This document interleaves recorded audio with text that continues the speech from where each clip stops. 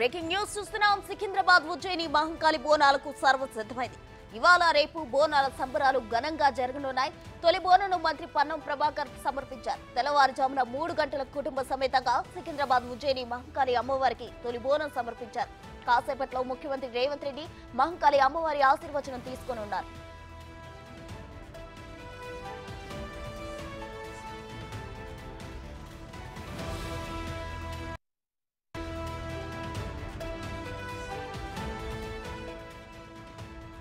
బోనాల సందర్భంగా కట్టుదిట్టమైన భద్రత ఏర్పాటు చేశారు పోలీసులు. స్థానికుల సలహాలు సూచనలతో ప్రత్యేక ఏర్పాట్లు చేసినట్లు తెలిపారు. ఈసారి అమ్మవారి దర్శనానికి 6 క్యూలు ఏర్పాటు చేశారు. మహిళల భద్రత కోసం షీ టీం సిద్ధమయ్యాయి. 6 క్యూల్లో సాధారణ భక్తుల కోసం 2 క్యూలు, బోనం ఎత్తుకున్న వారికి 2 క్యూలు ఏర్పాటు చేశారు.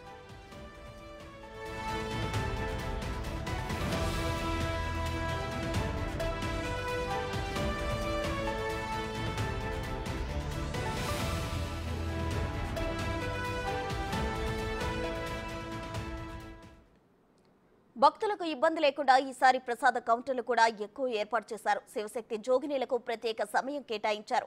మధ్యాహ్నం 1:30 నుంచి సాయంత్రం 4 గంటల వరకు నేరుగా బాటా పాయింట్ నుంచి వచ్చేందుకు జోగినీలకు అవకాశం కల్పించారు.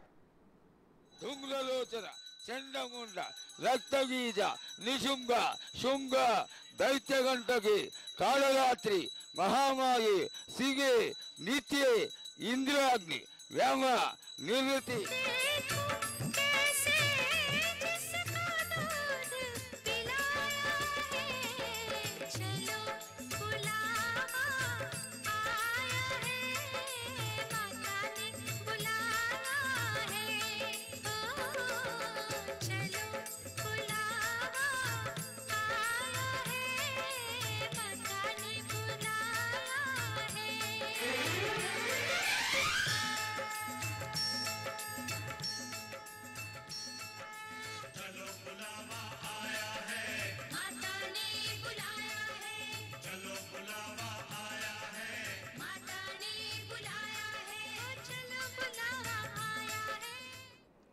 సికింద్రాబాద్ ఉజ్జయిని మహంకాళి బోనాలకు సర్వం సిద్ధమైంది. దీనికి సంబంధించిన పూర్తి సమాచారం మా ప్రతినిధి అంజుమా లైవ్ లో అందించేందుకు సిద్ధంగా ఉన్నారు. అంజుమా, అక్కడ ఏర్పాట్లు ఏ విధంగా చేశారు? భద్రతా సిబ్బంది ఏ విధమైన కట్టుదిట్టమైన భద్రతా ఏర్పాట్లు కూడా చేసినట్లు తెలిసింది. మరి కాసేపట్లో ముఖ్యమంత్రి రేవంత్ రెడ్డి కూడా రాబోతున్నారు. ఓవరాల్ డీటెయిల్స్ ఏంటి అంజుమా? లష్కర్ బోనాలకు సర్వం సిద్ధమైపోయింది.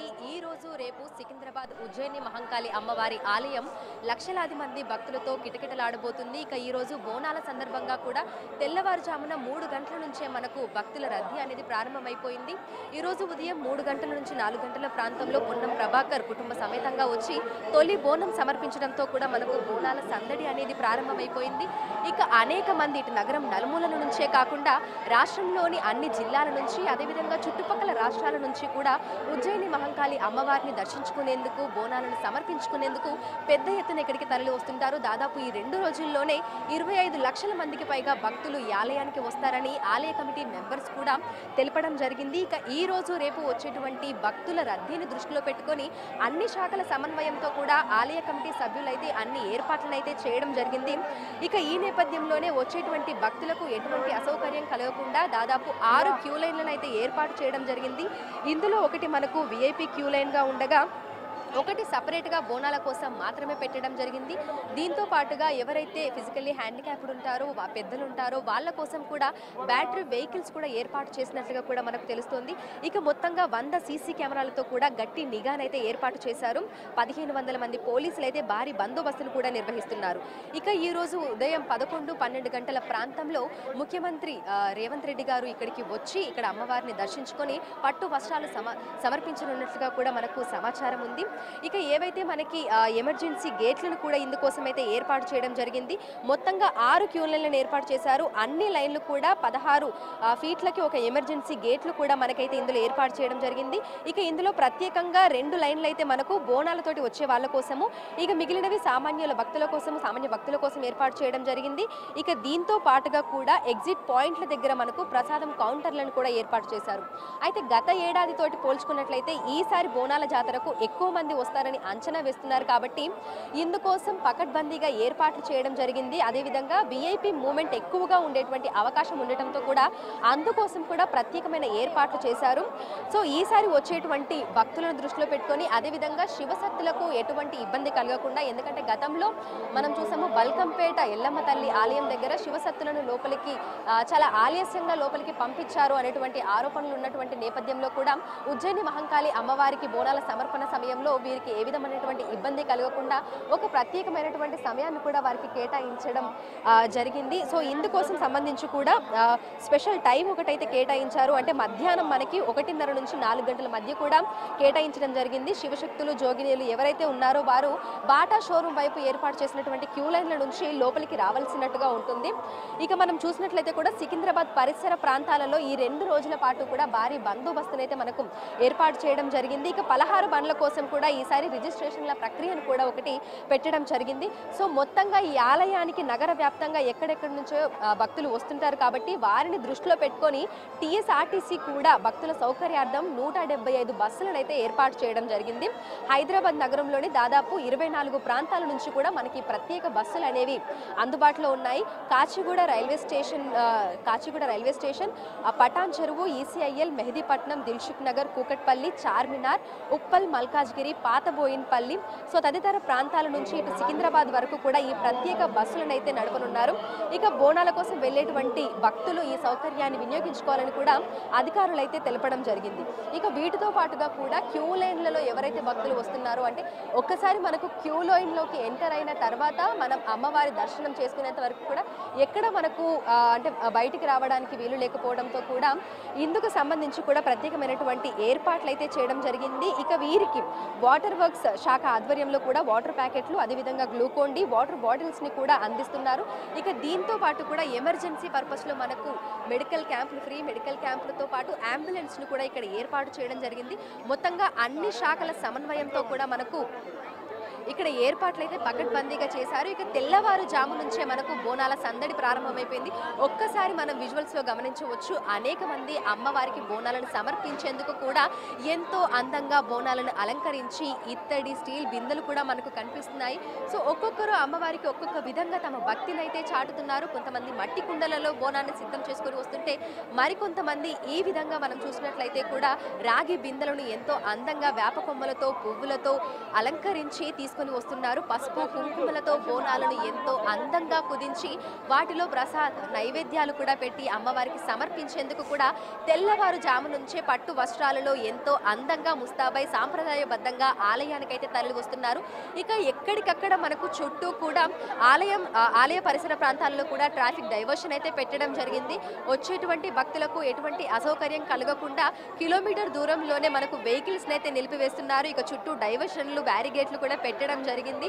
సో మనకి సామాన్య భక్తుల కోసము క్యూ లైన్లు, అదే విధంగా బోనాలతోటి వచ్చేటువంటి భక్తులకు ఇమీడియట్ గా మూవ్మెంట్ ఉండే విధంగా కూడా, బోనాలు ఎక్కడ ఆగకుండా ఉండే విధంగా కూడా మనకి ఆ రకంగా కూడా 2 క్యూ లైన్లను ఏర్పాటు చేయడం జరిగింది. ఇక విఐపీలు వచ్చినటువంటి సందర్భంలో మనకు ఆ సామాన్య భక్తుల వెయిటింగ్ ఉంటుంది కాబట్టి వారికి కూడా ఎటువంటి అసౌకర్యం కలగకుండా మనకి విఐపీ పాయింట్స్, విఐపీకి సంబంధించినటువంటి క్యూ లైన్లను కూడా ఏర్పాటు చేయడం జరిగింది. సో మొత్తంగా మనం చూసినట్లయితే కూడా మొత్తంగా అన్ని ఏర్పాట్లను అయితే ఇక్కడ ఉన్నటువంటి అధికారులు అయితే చేయడం జరిగింది. సో ఇందుకు సంబంధించి ఆలయ కమిటీ వాళ్ళు మనతో పాటు అయితే ఉన్నారు. ఒక్కసారి ఏర్పాట్ల మీద మిగతా విషయాలను అయితే వారి మాటల్లోనే అడిగి తెలుసుకుందాము. నమస్తే మ్యామ్. నమస్కారం. ఏర్పాట్లు ఎట్లా చేశారు? తెల్లవారుజాము నుంచే మనకు రద్దీ అనేది మొదలైపోయింది కదా, సో ఎట్లా ఉంది పరిస్థితి? చాలా సంతోషంగా ఉంది. కాకపోతే రద్దీ అనేది లక్షలాది ప్రజలు వస్తుండ్రు, కానీ లైన్స్ క్యూస్ మట్టుకు చాలా సింపుల్ అండ్ నీట్గా వెళ్తున్నాయి మేడం. అది చాలా సంతోషం వస్తుంది. మేము అది చెక్ చేయడానికే బయటికి వచ్చినాము, గర్భగుడి నుండి ఇక్కడ వరకు వచ్చినాము. సింపుల్ అండ్ నీట్గా వెళ్తున్నాయి మేడం. ఏ లేడీస్కి కూడా ప్రాబ్లం లేకుండా ఉంది చూడండి. ఏ లేడీస్కి కూడా బోనాల వాళ్ళకు 5 రకాల దారులు మొదలు పెట్టినాం మేడం. అట్లా చాలా ఇబ్బంది లేకుండా దర్శనాలు అవుతున్నాయి. మొత్తం ఎంతమంది మీరు ఇక్కడ సిబ్బంది ఉండడం జరిగింది వచ్చే వాళ్ళకి ప్రాపర్ ఇన్ఫర్మేషన్ ఇవ్వడానికి? సిబ్బంది అంటే మేము of the ladies of the group, మేము పారాయణ సభ్యులము. నేను వన్ ఆఫ్ ద పారాయణ ప్రెసిడెంట్, ఏళ్ల నుండి ప్రెసిడెంట్ని. మాది లేడీస్ గ్రూప్ ఉంది మేడం. మేము కూడా ఒక 1 వీక్ నుండి కష్టపడుతున్నాం అమ్మవారి కోసం. ఈ రోజు కోసం అయితే కళ్ళు ఏమంటారు మీరు, కళ్ళు కాయాలంటారు కదా, అలా ఎదురు చూస్తుంటాం. ఎవ్రీ ఇయర్ మాకు ఈ పండగ ఎప్పుడు వస్తుందా, ఎంత సక్సెస్ అవుతుందా అనేది. చాలా అమ్మవారి మహిమ చాలదు మేడం. ఎంత చెప్పినా తనివి తీరదు. కళ్ళల్లో చూస్తుంటాం ఇలా కనబడుతుంది అంటది. తల్లి మటుకు కొంగు బంగారమై నిలిచే తల్లి. మేము చిన్నప్పటి నుండి భక్తులము. ఇప్పుడు మటుకు ఎట్లా అంటే మేము వన్ ఆఫ్ ద మెంబర్స్ మైన అనుకో గుడిలా బరువు బాధ్యతలతోటి నడిపిస్తూ ఉంటాం బండిని. గత ఏడాదితోటి మనం చూస్తే ఈసారి ఏర్పాట్లు కానీ ఇదంతా ఏ విధంగా ఉంది, వచ్చేటువంటి భక్తులకు సౌకర్యాలే కానీ ఏర్పాట్లు కానీ ఇవన్నీ ఏ విధంగా ఉన్నాయి మేడం? యాక్చువల్గా కరోనా వచ్చిన తర్వాత కొంచెం అంటే పబ్లిక్ కూడా భయపడి రాలేకపోయినరు. ఒక లాస్ట్ ఇయర్ కంటే ఈ ఇయర్ ఫెసిలిటీస్ బాగా పెట్టినాము. పబ్లిక్ కూడా చాలా బాగా వస్తున్నారు మేడం. మాకు చాలా సంతోషం అనిపిస్తుంది. అందుకని నేను ఒకసారి బయట చూడడానికనే వచ్చినాను. చాలా సంతోషం. లేడీస్ కూడా తండోపదండాలుగా వస్తుండ్రు అమ్మవారి దర్శనానికి. ఎక్కడెక్కడి నుండో వస్తారు మేడం అమ్మవారు. ఈ 15 రోజులు జాతరనే. ఇది special day. Last of the day is the special day అనమాట.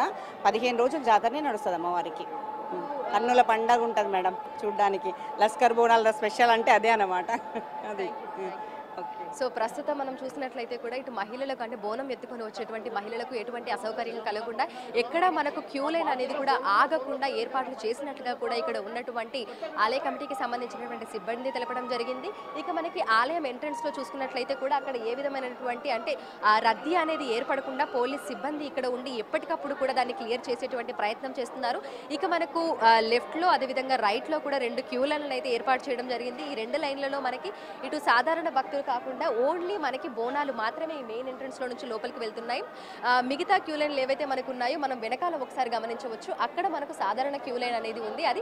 అది ప్రత్యేకంగా కూడా అమ్మవారి దర్శనానికి సంబంధించి ఆలయానికి వెళ్ళడానికి కూడా ఆ సాధారణ క్యూ లైన్ ఏర్పాటు చేయడం జరిగింది. ఇక వాటి పక్కనున్నవి మట్టుకు 2 కేవలం బోనాలను ఎత్తుకుని వచ్చేటువంటి భక్తుల కోసం మాత్రమే ప్రత్యేకంగా ఏర్పాటు చేయడం జరిగింది.